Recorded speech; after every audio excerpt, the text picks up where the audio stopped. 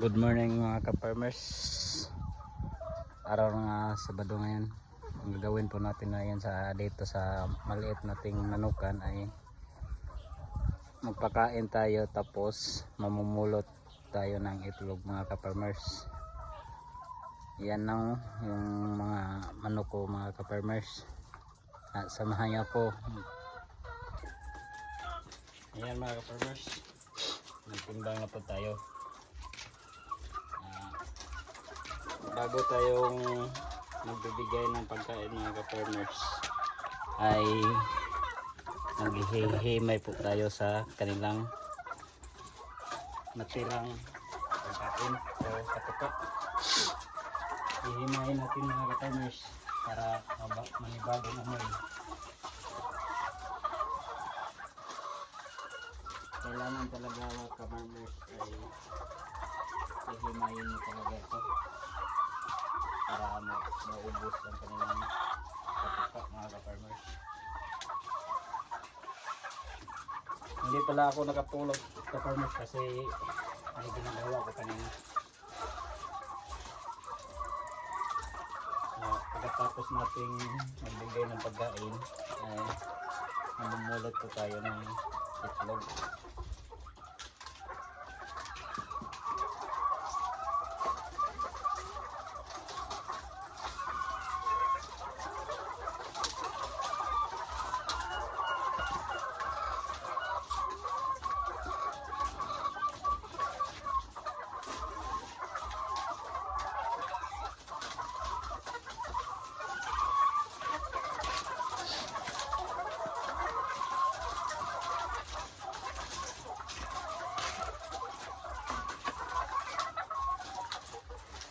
Yung magbibigay ng pagkain mga ka-farmers ay pwede yung pag sa isang araw ay isa lang kayo magbigay, pero sa akin ginagawa ko 3 beses o 2 beses ako magbigay kasi yung pagkain nila mga ka-farmers ay pag mabusog na sila paglalaroan nila to. Kaya sayang, matatapon lang din ang mga natirang pagkain.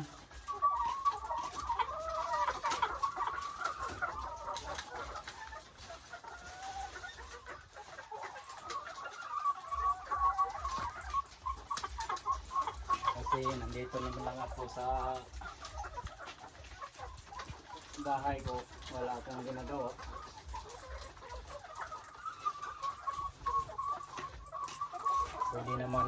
Pwede naman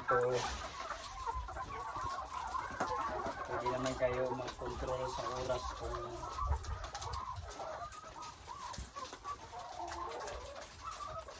ilan kayo magpapakain sa manok.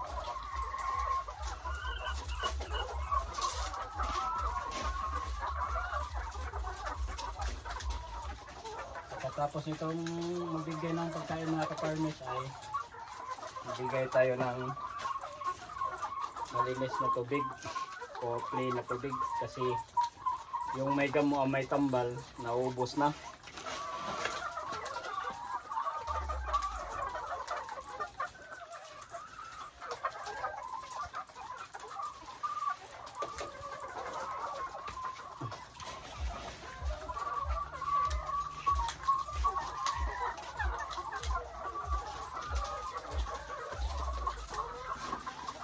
Sa buong araw mga ka-farmers ay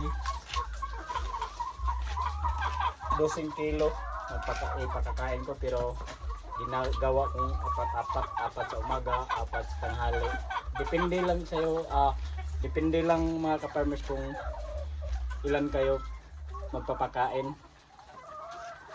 Pero mas maganda mga ka-farmers ay 70% sa umaga, tapos sa akin idea ko lang to mga ka-farmers kasi pag iubos mo yung 12 kilo sa isang araw, sa halimbawa sa umaga na kayo magbibigay tapos iubos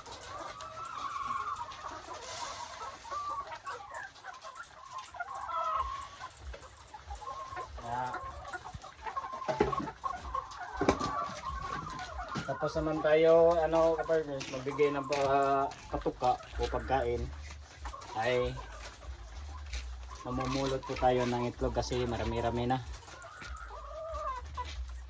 Yung alaga kong manok mga ka-farmers nasa 120 tong piraso, pero hindi natin naiwasan, may mortality talaga. Na anuhan ako dito ng 2 piraso na na stress yata yun pag pag hatid nila. Yeah. Tayo mga ka-farmers, mamumulot ng tayong itlog. Wala pala akong tray mga ka-farmers, kaya ito ang lagyan natin ng itlog, yung balde.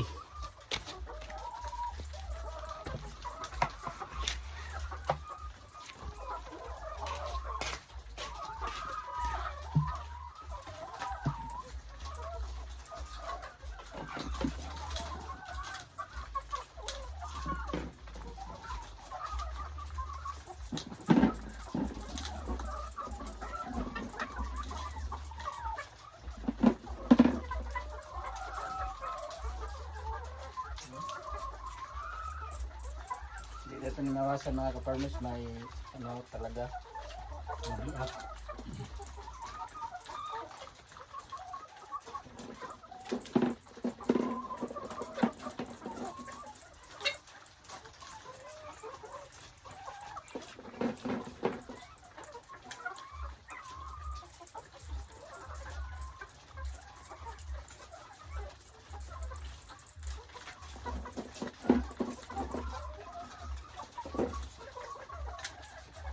Maganda ngayon mga ka-farmers kasi dito sa aming lugar ay demand talaga sa itlog mga ka-farmers, kasi bihira lang dito ang may ganitong manukan mga ka-farmers. Pero sa akin, pa lang ito, kumukuha pala ako ng idea o diskarte kung paano mag-alaga ng RTL mga ka-farmers.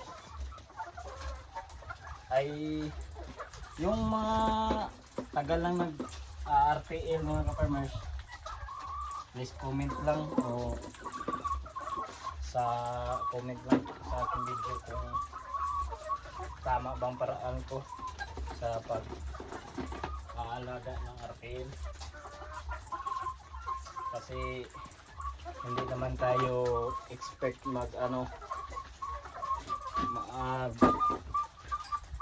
alaga ng RTL kasi bago pa lang ako nagsimula eh. Pero yung ginagawa ko ay sa trabaho ko dati, para kumukuha ako ng idea.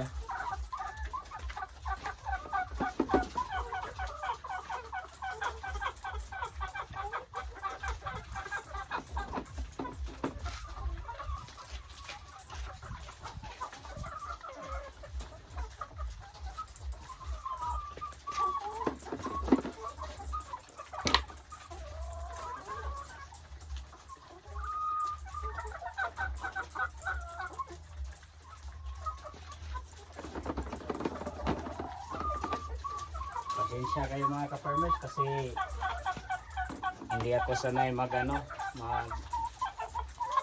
video. Sinubukan ko lang kung may makukuha ba tayo dito pag upload ng mga video o magbibigay po tayo ng mga tips sa magsisimula pa o may planong ganitong paghanap buhay mga ka-farmers.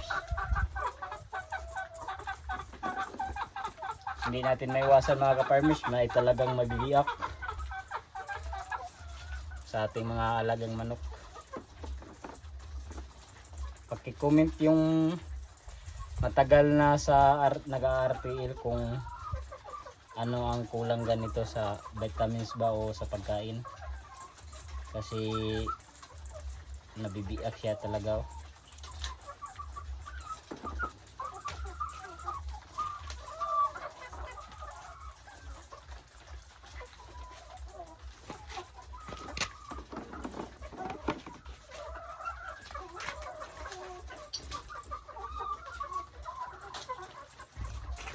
Yan.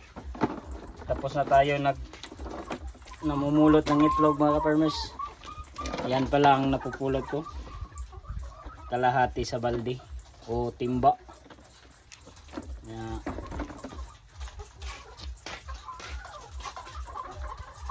May isa ditong itlog ka-farmers ay siguro kinakain niya o tinutuhak o sa Bisaya pa dituhak. Ngayon tapos na tayo namumulot ng itlog. Gagawin natin ay magbibigay tayo ng malinis na tubig mga ka-farmers, kasi ubos na.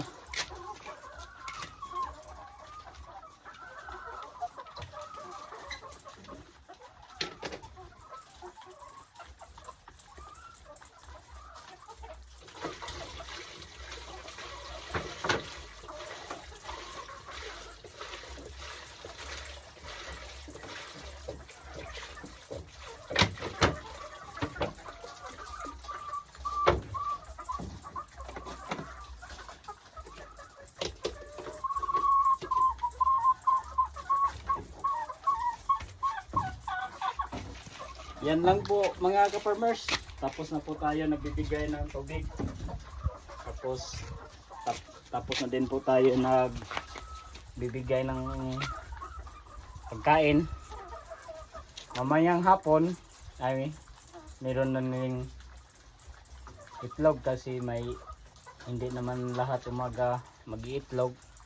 May mapupulot naman tayo sa tanghali. Kaya shout out lang ko sa akong mga kauban sa dating OFW diya sa Japan. Shout out lang ko sa inyo. Si Jerome.